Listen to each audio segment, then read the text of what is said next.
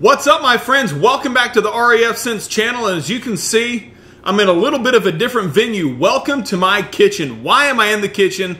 Because I'm getting ready to make a video about one of my favorite things to do of all time.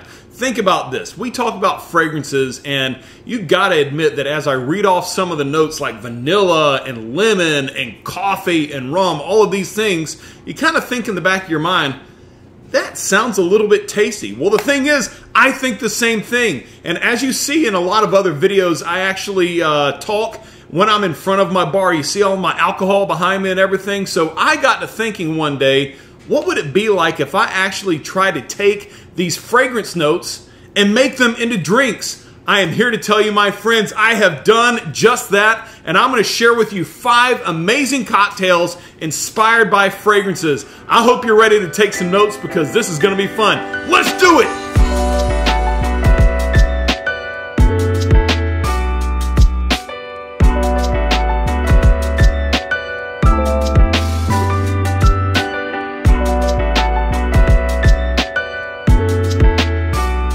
So in this video, we're going to talk a little bit about the fragrances. We're going to talk about how to do these cocktails, some bar basics, but please keep in mind that fragrances are very, very complex in their note breakdowns. So it's going to be nearly impossible to make a cocktail that tastes exactly like the fragrance smells. They're going to be similar and they're going to definitely taste good, but it's going to be nearly impossible to replicate one versus the other. But please trust me, they taste amazing. So this first fragrance we're going to review is a niche fragrance from the house of Raja Parfums. It is a MidSummer Dream. This one is a citrusy, slightly floral, and slightly aquatic fragrance. It is very suave and sophisticated in its presentation. Great for the summer and great for daytime. So with that sophistication, you want to have a sophisticated and refined type of cocktail. So we need something that's going to be a little bit floral and definitely has a good kick of citrus in it. So let's make a martini. You're going to need some vodka, gin, limoncello, and some lavender syrup. And be sure you have a good martini glass. So empty shaker tin, be sure, add some ice, okay? We've got our jigger here. We've got 2 ounces up top, 1 ounce on the bottom, okay? First off, vodka. This is a really big bottle of vodka. I got this at Sam's for $45, my friends. Grey Goose vodka at Sam's for $45. This is going to be 2 ounces of the Grey Goose. All right, and boom. Next up, we're going to go with some gin. All right, gin is a little bit floral in its presentation as well. Going aviation gin because of my love for Ryan Reynolds. We're going to go with 1 ounce of the gin. All right, next up, we're going limoncello. Limoncello is pretty much lemon-infused vodka, okay? It is a very nice thing to sip on at or around dinner time. We're gonna go a full 2 ounces of this. And then finally is the lavender syrup. Now, you can make lavender simple syrup. There are a couple of different recipes online that you can check out. I actually use this. It's called blueberry lavender from this company called Skinny Syrups. This is a very, very sweet syrup, so you're not gonna need too much of it, okay? So we're gonna go 1 ounce of this, and I know that I'm using the 2 ounce side each time, but I'm measuring out, all right? 1 ounce of that, there we go. And then finally, after everything's said and done, put the top on and give it a nice shake. Boom. Now, you can chill this martini glass. I do recommend that, but my freezer is not close by. And another way to kind of chill the glass is to put some ice water in there, dump it out before you put in the cocktail, all right? So, you're gonna take this and we will double strain over the martini glass. There you go. And the reason we double strain is because when you shake this cocktail, there's going to be a lot of ice chunks that break off. And if you don't double strain it, you can have some ice chunks floating in the top of the cocktail. Some people do enjoy that, so make up your own mind. But here it is, my friends. This is the MidSummer Dream Martini. Cheers. That's really good. Now, be very careful because there's a lot of liquor in this, and it does not taste like there's much in here. This is a very dangerous cocktail to make, so drink responsibly. But there you have it, my friends. All right, for fragrance number 2, we're gonna make a cocktail from a sweet kind of date night fragrance. It is Jean Paul Gaultier's Ultramel. This is actually my favorite Jean Paul Gaultier fragrance. I really enjoy this one. I really like layering it on top of Dior Sauvage Eau de Toilette as well. But this is a great sweet fragrance that is a good spin on the original Lamel. The Lamel is highlighted with some mint and some lavender and vanilla. This one has the same thing, but it's also got a little bit more of a citrusy kick to it. So we're gonna make a cocktail that is based mostly with the lemon, with the vanilla, with the lavender, and with the mint. So pay close attention and I will tell you all of the things that you need. Once again, get a shaker tin and go ahead and add some ice to it. All right, my friends, there we go. Now, the first thing we need, let me get my list out here. I wrote everything down, you know. The first thing we're gonna need is some white rum. This being a sweeter fragrance, we need a little bit of a sweeter type of liquor. So we're gonna go 1.5 ounces of the white rum. Boom. Next up, we're gonna go. We're gonna stay sweet. Let me get this out here, and we're gonna go with vanilla rum. You could use vanilla vodka if you want to, but I decided to stay in the rum family, and we're gonna go 1 full ounce of this. Now, if you still have from the last cocktail, we did the lavender syrup. I'm gonna use a little bit more of it again to match that lavender note that is in the Ultramel. So, same syrup. We're going only 3/4 ounces here. Okay, remember. Very sweet, so you don't need too much, all right? Then, I'm gonna use the kicker. This is called Rumplemint. Now, a lot of people kind of look down on this as being like a party person's type of liquor because this is 50% alcohol by volume peppermint schnapps, my friends. It is an absolute slayer. 3/4 of an ounce of this bad boy, all right? Boom. I love this. By the way, keep this in your freezer. It is so nice. Lastly, we're gonna go 3/4 of an ounce lemon juice. All right, 1, 2, 3, let's go, there we go. All right, as always, give it a good shake. Now, get yourself a rocks glass, fill it with crushed ice, all right? And since this is crushed ice, there's no need to double strain this, okay? So here we go, right here over the top of the, and we are gonna finally top it off. What did I do with it? Sorry about that. Forgot my one ingredient. After you pour everything in, you are gonna top it with a little bit of Sprite and give it a bubbly feel. You can also use some seltzer if you want to. And then finally, we're gonna take some fresh mint, bash it up against your hand a little bit in order to garnish. Slapping it against your hand like that will express some of the oils in the leaves so that when you drink it, it adds a nice aromatic feel. But there it is, the Jean Paul Gaultier's Ultramel cocktail. I just made some very uncomfortable noises there, but this one is really, really good, really fresh, and great for a summer day. That does contrast a little bit with this one that is more for the evening and probably for the winter time, but this one right here, you get those ice chunks in there, you have to end up slurping it a little bit, but this one is super, super nice. I like this one better than the last martini, I think. But the Ultramel, I hope you like it, guys. Here we go with cocktail number 3, and I'm telling you what, this is going to be an amazing spin on a classic cocktail. We're gonna do a spin on a whiskey sour, but it's going to be a special spin based on Xerjoff Naxos, one of my favorite niche fragrances of all time. Oh, it is such a beautiful scent. This is a tobacco and honey-based fragrance. It's got a little bit of cinnamon in there as well as some citrusy undertones as well, like lemon. So it seemed natural to go ahead and just make it sort of like a whiskey sour. But how are we going to do that? Well, pay attention to this. I'm going to have to move this camera around just a little bit. So to start off with, you want to have a coupe. And I am really, even though these are kind of old school looking coupes, these belong to my grandmother. These are over 50 years old, and I do love these things. But what you're going to need for this one, you're going to need some whiskey, you're going to need some lemon juice. We're going to use egg white in our cocktail. Do not be scared of it, and I'll tell you why. We're going to have some honey syrup, but also to give it that tobacco feel, we're going to have some vanilla pipe tobacco as well as some cinnamon. So watch what I've gone ahead and done right here. Let me get this camera I've gone ahead right here on my cutting board, and I have made a pile of some broken cinnamon twigs in here, as well as the tobacco. I'm gonna take a lighter, and I'm gonna go ahead and get a flame going right in here, hoping my smoke alarm does not go out. So as we do this, as we get these things going, I think that'll be good. We're gonna take our coop and close it right on top of there, and we're gonna be smoking the inside of this coop. All right, so leaving that right there to smoke up. Now let's get our shaker. Whoa, I need to tilt that up a little bit. There we go. Now let's go ahead, get our shaker. It's gonna be empty, no ice in here. Start off with 2 ounces of bourbon. I use Four Roses small batch. This is a great bourbon to start off with. If you're not into bourbons very much, it is very easy to like and not too terribly expensive. 2 ounces of this bourbon right in here. Next up, we're gonna get some honey syrup.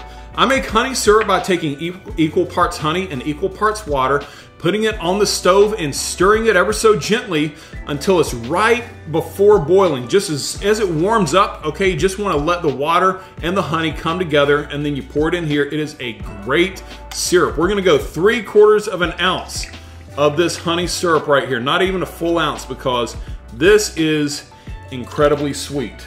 Next up, we're gonna go 3/4 of an ounce of lemon juice right here. And finally, my friends, like I said, we've got an egg white. Go ahead and pour this in. Now, the purpose of using an egg white is to give it a velvety and frothy texture. It does not change the flavor whatsoever, guys. I promise. Do not shy away from doing this. So we're gonna dry shake this, meaning we're not gonna use any ice in it. It is gonna be complete dry shake. And if you want a nice tip, if you have a strainer that looks like this and you want your egg white a little more frothy, you can go ahead and actually take this spring right off of the shaker, drop it right into your tin, and then boom, right on top. Let's close it up, dry shake for about 15 seconds. Give it a good shake. I know this is kind of boring watching me do this, but it's necessary. It is necessary. I'm just talking to waste time. All right, take that off. Be very careful because it will explode because there's a lot of air in there. Now we're just gonna take this spring out.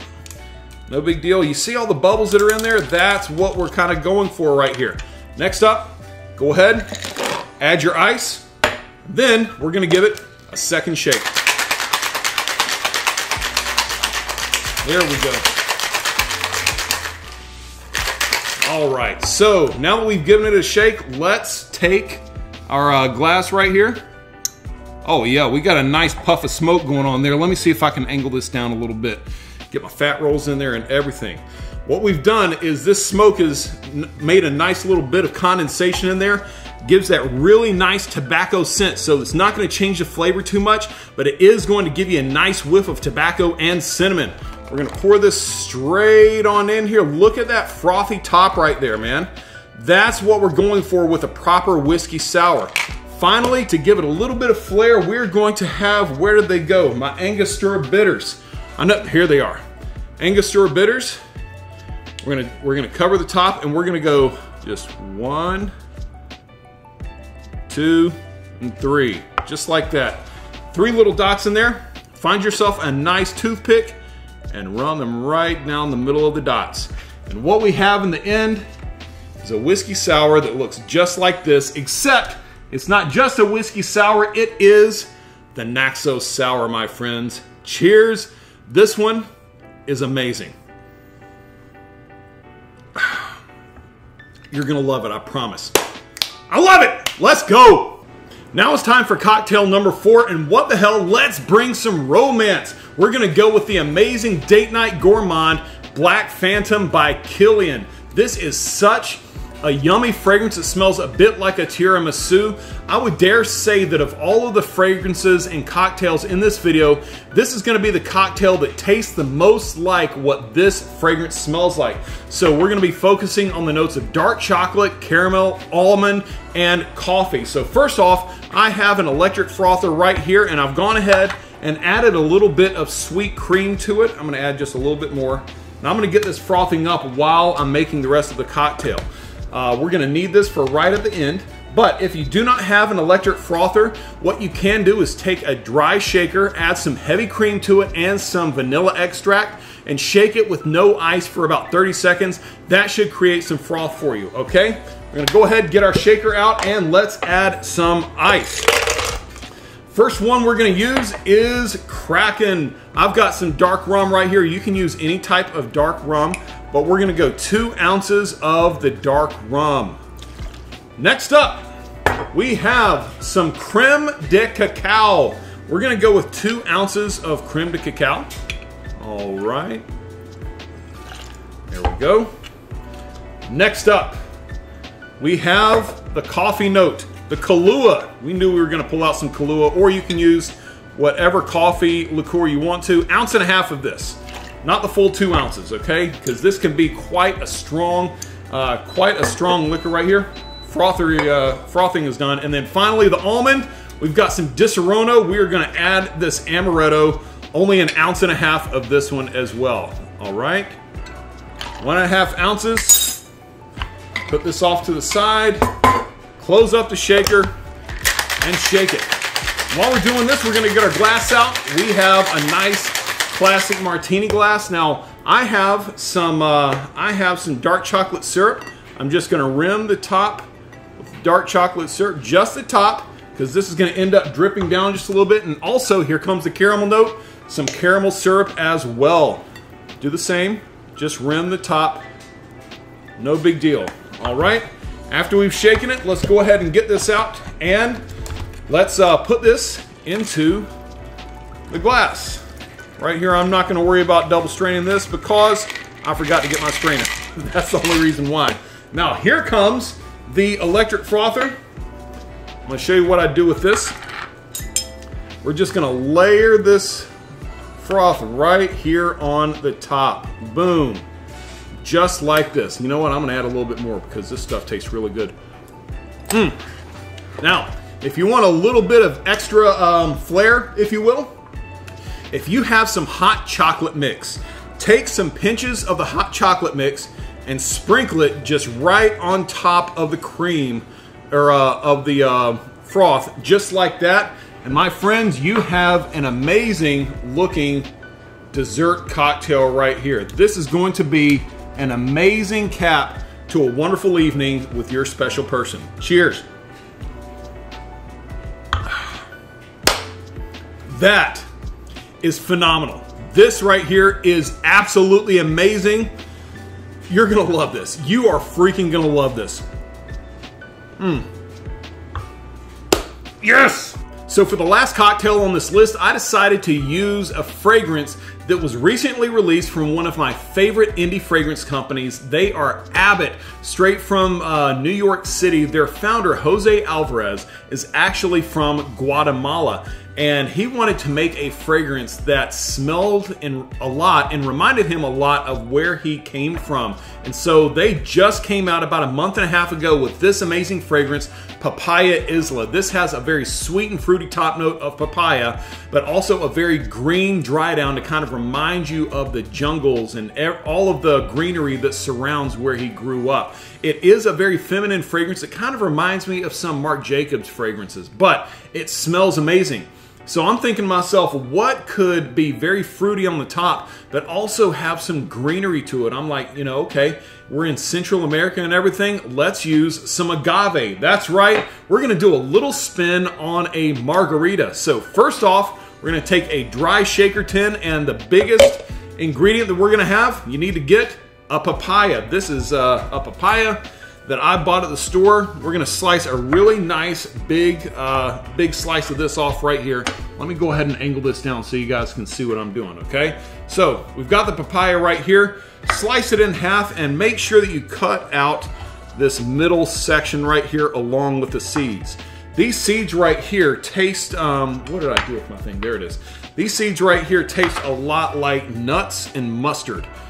They are very, very pungent. They're not appetizing, especially when you're trying to make something like we're making right here. So be sure you get these out of there and keep them away from your drink. Next, we're going to go ahead and slice off the peel.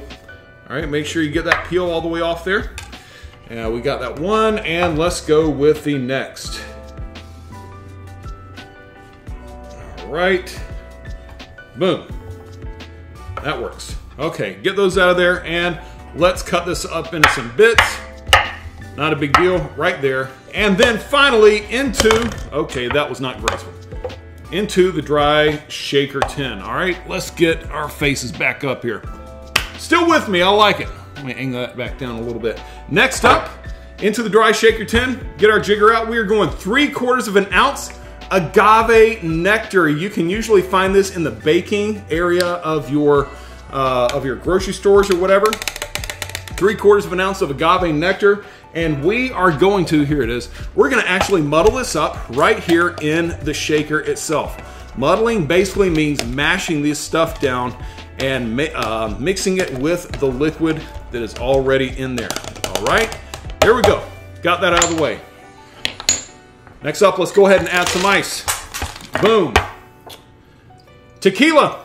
I'm not a big tequila fan myself, but I wanted to make this one and it tastes amazing. So we're gonna go 1.5 ounces of tequila right there.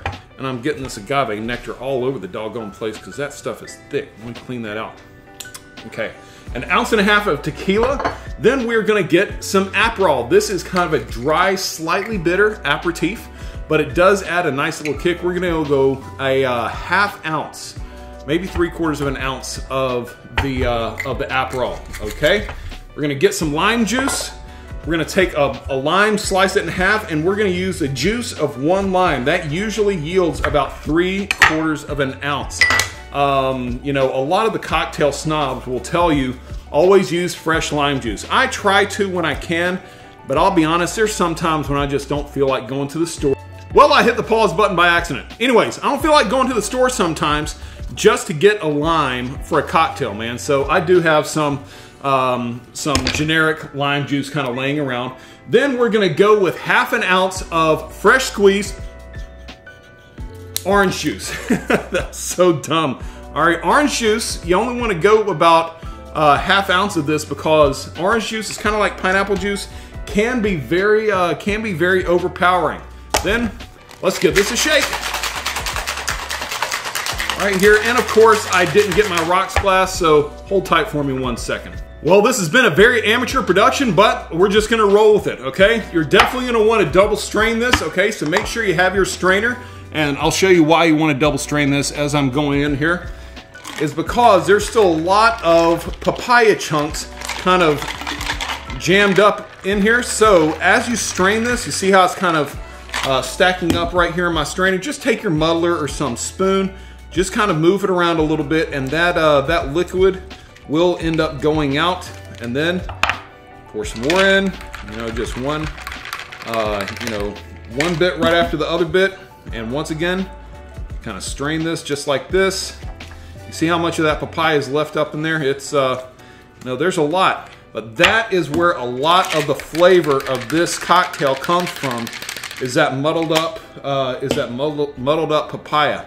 There's the last little bit right there. And you can garnish this if you have something to get a couple balls of that papaya out, then you can use that. But here it is, the Papaya Isla margarita. And I'm telling you, it's not that much of a margarita if you know what margaritas really do taste like, where they are more lime heavy. This one right here is definitely more sweet. As I said before, I'm also not a big fan of tequila, but this one is absolutely stunning, okay? You could add some salt to the top if you wanted, but as sweet as this is, you don't need to, okay? There it is, the Papaya Isla.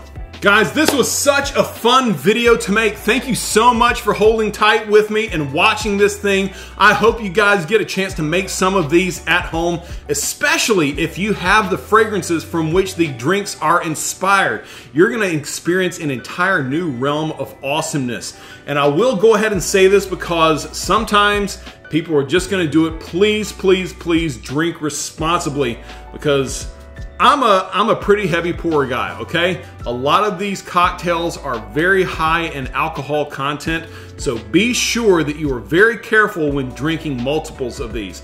Thank you so much for watching. Once again, be sure to like and subscribe. Let me know if you have any questions. Comment below. Hit me up in the DMs on Instagram. Find me on TikTok. All of that good stuff. Love you guys. We'll see you soon.